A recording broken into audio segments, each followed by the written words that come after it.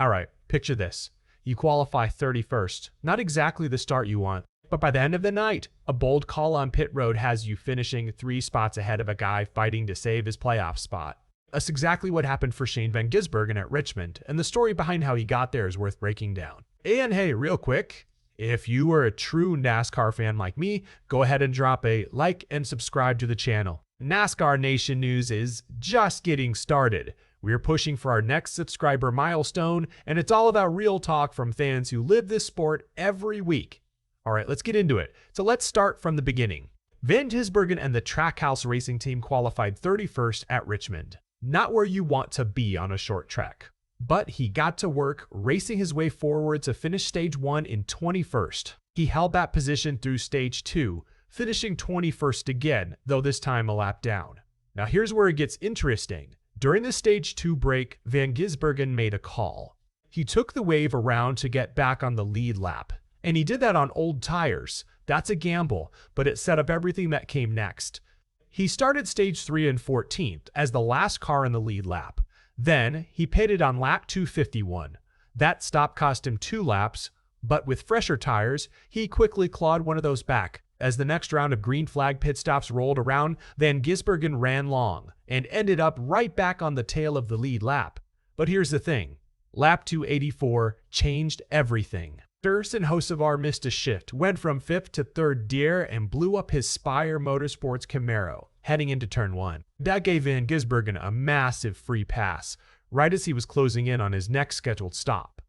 He wasn't the only one who benefited. Tyler Reddick had also run long and took the lead during the green flag stops. He led Denny Hamlin, Ryan Blaney, William Byron, and Van Gisbergen down pit road under the caution. Once the order shook out, Chase Briscoe led Joey Logano, Austin Cindric, Josh Berry, and Alex Bowman on the restart.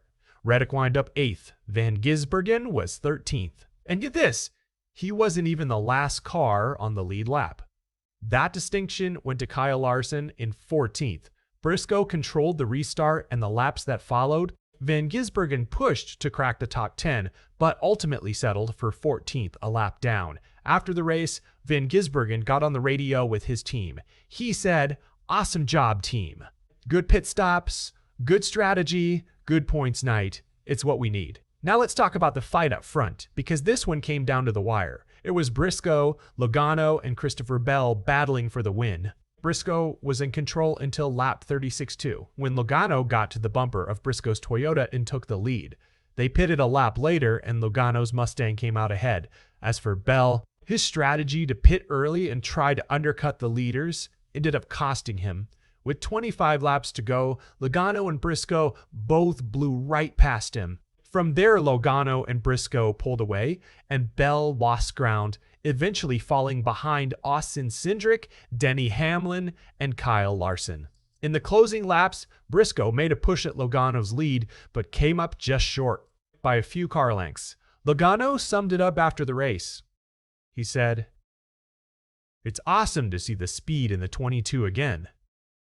Gosh, it was a great car. We've had a great car here the last 5 races, and we haven't been able to capitalize on the win. Been so close. Sweet redemption today." Now, one more thing worth mentioning before we wrap up. Cindric's 3rd place finish plus stage points moved him up to 15th in the point standings, ahead of Van Gisbergen. And over in the RFK Racing camp, Ryan Preece now sits 50 points below the cut line in 17th.